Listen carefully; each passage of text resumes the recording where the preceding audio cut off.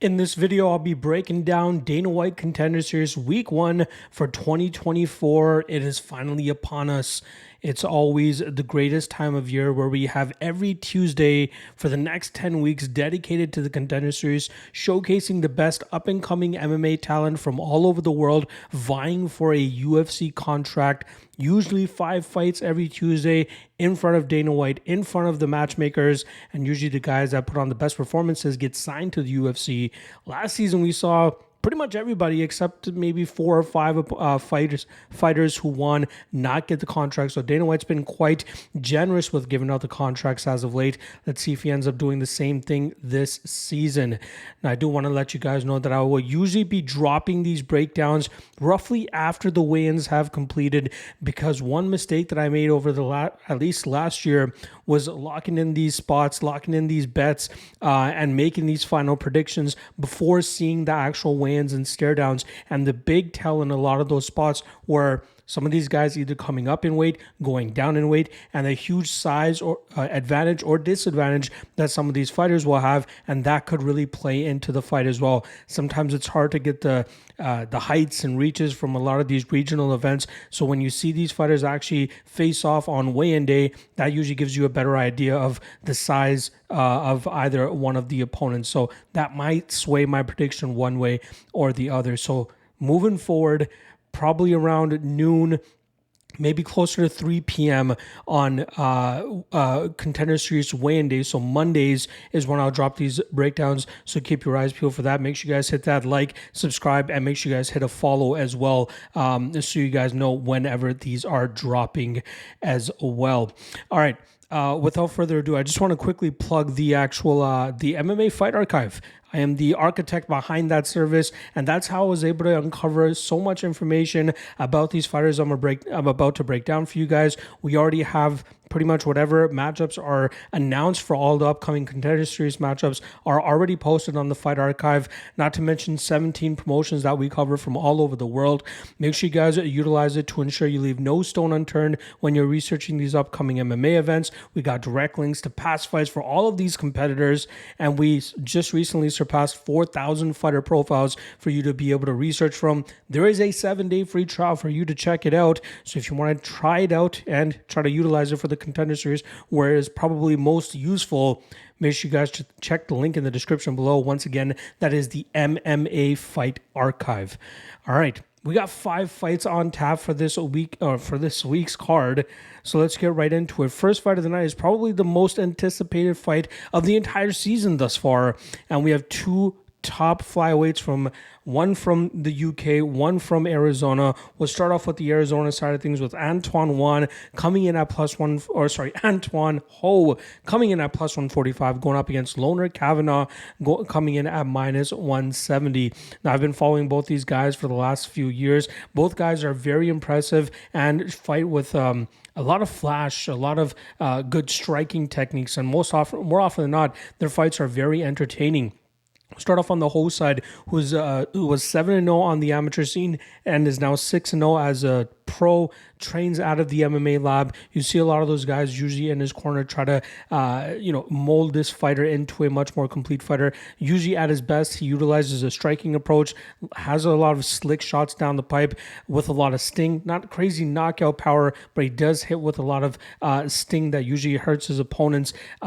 Very good in and out movement, good kicks. His defensive grappling has very much improved from earlier on in his career. And even though he went to a very close fight last time around against Miguel Sanson, that was a fight where he showcased even while he can be defensive, he will be implementing damage to still have the judges end up favoring his side of things if fights do end up going to the scorecards with him. So even though it looks like he was put in some bad positions, he did a great job in terms of utilizing his defensive techniques and dishing out damage, ultimately why he ended up winning on the scorecards that night.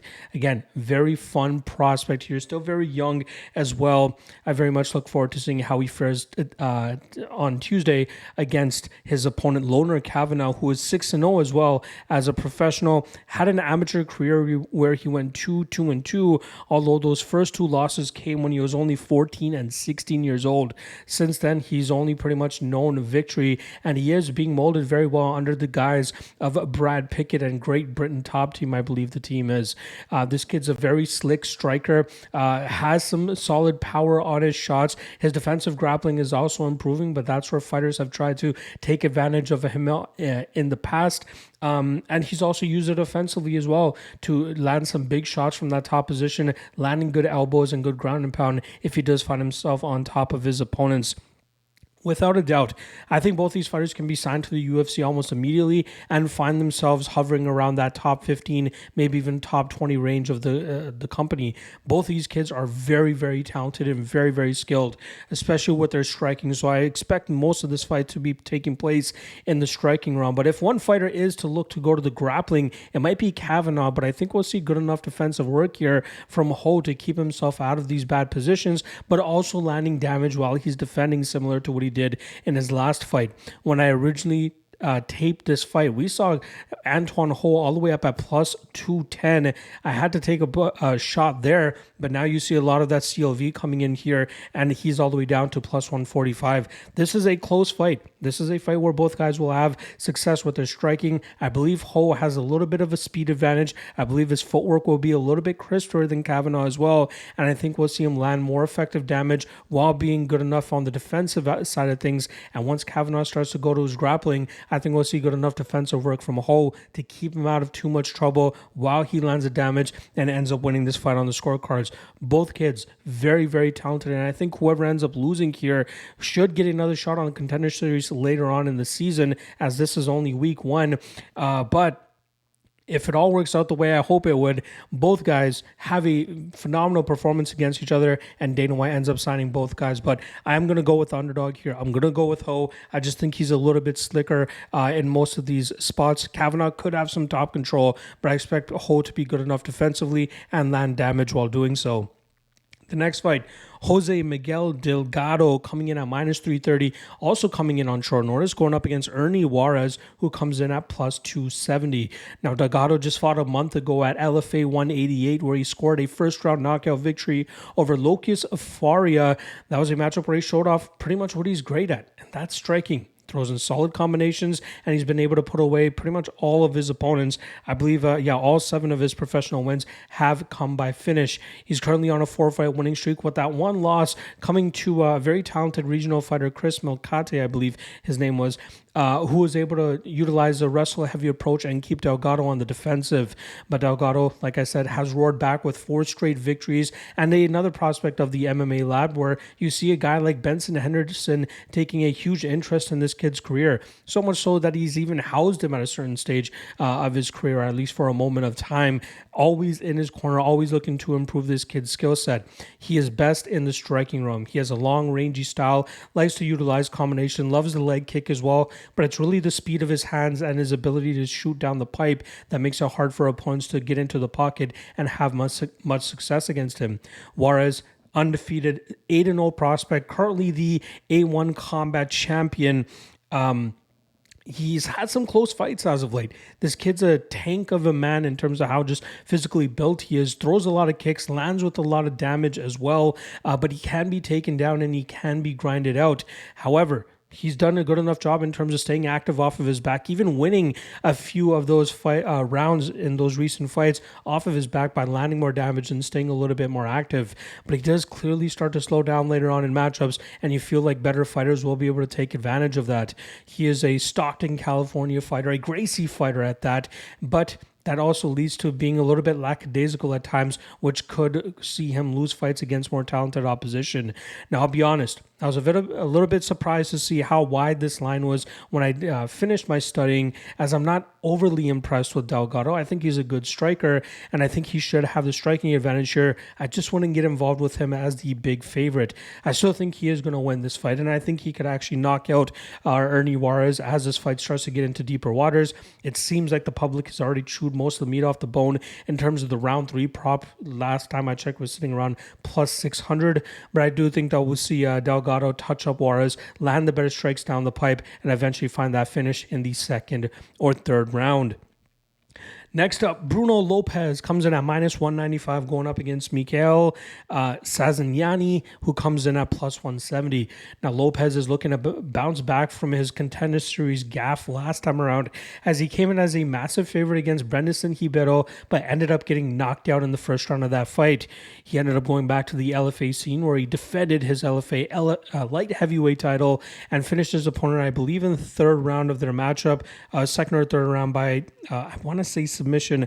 It's kind of escaping me at this moment. Oh yeah, it was by submission, and I think that's the key there. He earned his BJJ black belt pretty much right after he lost a Contender Series matchup, and I think that was kind of a reminder from his coach to be like, hey, let's not get too crazy with the striking. Obviously, we've had some success in the past, but you are best when you're able to take fights to the ground and try to grind opponents out or look for submissions, and I think that's going to be very key for him, especially moving forward if he hopes to make it to the higher level. His striking is not that bad. He can be competitive against most guys, but that's where he is ripe for the picking in terms of being countered and being landed on with big power and potentially put away, which is something that's very possible at 205 pounds, no matter who you're going up against.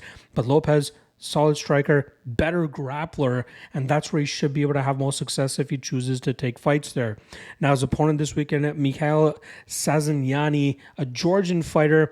Can't really tell too much about where he's training, other than the fact that he's ended his training camp down at Syndicate MMA in Las Vegas, alongside the likes of Merab Dvalishvili and all the other fighters out of that training camp.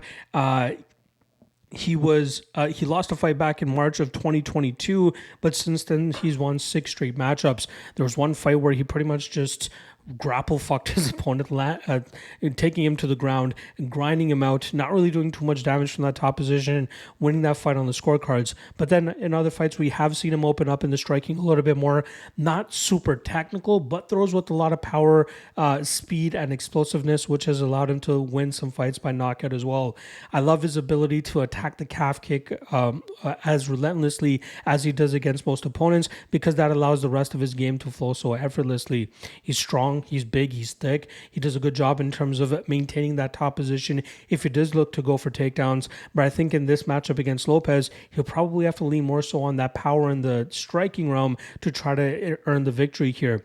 Lopes is the BJJ black belt, so he'll likely have the edge in the grappling realm, although I wouldn't completely count out Sazhiniani's ability to grind this out from that top position if that's what he chooses to do. But that's not what Dana White's looking for in these Contender Series matchups, so I think that we'll see Sazhiniani actually look to take off Lopes's head. I believe his defensive grappling in terms of wrestling should be good enough to be able to keep this fight upright, and from there I think he could land some big enough shots, get quicker or be quicker to the target than Lopes, and possibly find that knockout here. So this is a close fight. So again, kind of surprised that Lopes is such a close to 2-1 favorite here, but I think that's more so that the betting public is more familiar with Lopes, considering his time on the Contender Series last year, considering his time being a part of the LFA, which is probably one of the most known developmental leagues around the world, whereas Sazhiniani is kind of coming from nowhere, most of his fights taking place in his home of Georgia, going up against mediocre competition. Let's see what he can do here against Lopes, but I don't mind him as a underdog here, specifically to win this fight by knockout.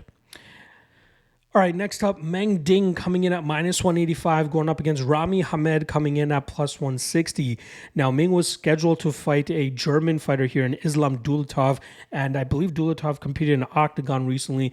Very impressive fighter, very solid striker. So it would have been great to see him go up there against another solid striker in Meng Ding. Hopefully Dulatov is able to get his Contender Series opportunity later on this season and as he recovers from injury, if I'm not mistaken. But regardless, Meng gets another striker here in Hamed, and both guys will be looking to throw down and try to land a knockout of their own. Behind the Ho and Kavanagh fight, this is the one that I'm most excited about, as both guys are very active in the striking realm and provide enough power to finish the other guy. We'll start off on the Meng side, who has 42 fights of experience in 9 years, which just goes to show the lack of restrictions and issues with the commissions that the Chinese fighters have to deal with fighting on that side of the world. So they can get in, 10 fights a year if they want, or 8 fights a year if they want. But Meng Ding, has been staying very active. He is 14-2 over his last 16 fights. The 2 losses that he had came against an opponent that was able to grind him out, submit him in their first fight, beat him by decision in the second fight, but they did rematch for a third time last time around in October, and Ding was finally able to get his revenge as he was did a great job in terms of actually working back to his feet. Something that we had saw through his first 2 fights with that opponent was that he was kind of just settling to be on his back and just hoping that he could explode into a get-up of some sort, but that never really transpired. We saw him use a little bit more technique this time around, and he did a great job in terms of digging underhooks, eventually working back to his feet, and then getting to the striking advantage that he had in that matchup. That demoralized his opponent a lot. And then near the ending of the second round, we saw Ding really do a great job in terms of landing big shots, landing big damage, nearly finishing his opponent, but it ultimately came in the opening seconds of the third round where he was able to get the finish. Ding is a long, lanky fighter. I believe a 73-inch reach, 6'2", 4 welterweight, very solid frame, loves to utilize his power and his combination striking, has great hands, utilizes good elbows as well, but you have to wonder about the sketchy competition he's been facing, as that's pretty much what you normally get on the Chinese regional scene, either aged veterans or guys that are still only 3 or 4 fights into their MMA career, but he's done what he's supposed to do against those guys and come out on top. His opponent this week in Rami Hamed is a guy that's not been all that active. Since 2020, this is only going to be his 5th fight. This will be his first fight since December of 2022. He was actually scheduled to fight on the Contender Series last year against Raymond Magomed-Aliyev, but was forced to pull out of that fight and has been inactive pretty much since then. There was a lot of hype on Hamed when he started coming over to the North American side of things, as he started off his career for mainly with a lot of the Middle Eastern MMA promotions. But this is a guy, fights similar to Wonderboy Thompson, has a bit of a Taekwondo style actually, black belt in that discipline, has some Muay Thai experience as well, but this guy uses a lot of footwork, a lot of in and out movement, loves to utilize kicks from distance, loves to chop at the lead leg of his opponents, loves to counter while moving backwards and try to land on his opponents as they're unsuspecting, throwing their own offense. His takedown defense and his defensive grappling is normally pretty stellar in the early going, but as fights start to get into deeper water, that's where he starts to give up takedowns and starts to give up positions, and that's where opponents are usually able to take advantage of him. And he's also 33 years old, so it's very unfortunate that he's kind of given up the last 4 years, which is usually his prime, or prime for most fighters, sitting on the sidelines and fighting some scrubs on the regional scene. But maybe this is the opportunity that he needed to finally turn things around, become a little bit more active, and try to make something out of his MMA career before he decides to hang up the gloves. He trains out of MMA Masters down there in Florida. There's a lot of guys in Florida that talk very highly of him as well, especially considering the type of striking game that he brings to the table. Now, in this matchup, you got the aggressive-ish striking style approach of Ding going up against the more elusive style of Rami Hamed, but I believe that more often than not, we're going to see one of these guys knock the other one out. I do lean on the Hamed side ever so slightly, especially with him being an underdog in this spot. I do think that his Taekwondo style of striking will allow him to stay away from the majority of issues and threat that comes from the striking style of Ding. I think we'll see him utilize his footwork well, utilize a lot of the leg kicks, maybe chop away at the calf to slow Ding down, but also the countering ability of Hamed should allow him to land those big shots down the pipe of Ding. I think Ding also might be a little bit overconfident coming into this matchup, as he probably will see this fight on paper and say, hey, I have so much more experience than this guy, and this guy hasn't really been that active as of late. But at least based on what we've been seeing from Hamed's IG, the guy has been active in terms of staying in shape, continuously training, waiting to stay ready for a fight. The opportunity is here now. And if he is as good of a Taekwondo specialist as he looks to be on tape and being talked about heavily by his peers, this could be a spot for him to splash onto the scene as an underdog, get signed to the UFC if he's able to pull off the knockout here. So I'd have a little bit more confidence if he was more active as of late, but considering the styles here, I think his Wonder Boy type style of striking will allow him to evade most of the damage from Ding and eventually land a counter shot to put him away, winning this fight by knockout. All right, next up, the main event now. Mansour Abdul-Malik coming in at -290, going up against Wes Schultz, who's coming in at +245. Now, Abdul-Malik this guy's a quick finisher, right? This guy's very explosive. He comes from a D1 wrestling background, but a lot of his victories have come from him knocking his opponents clean out. This guy does a great job in terms of just putting his power on his opponents and getting them out of there quickly. The unfortunate part, the combined record of his opponents when he's at the time of facing them was 5-8, and he's done pretty much what you would expect him to do right from the jump. He's finished, I believe, every single one of his opponents in the first round as well. We haven't really even seen him go to his wrestling. He's mainly just knocking these guys out on the feet.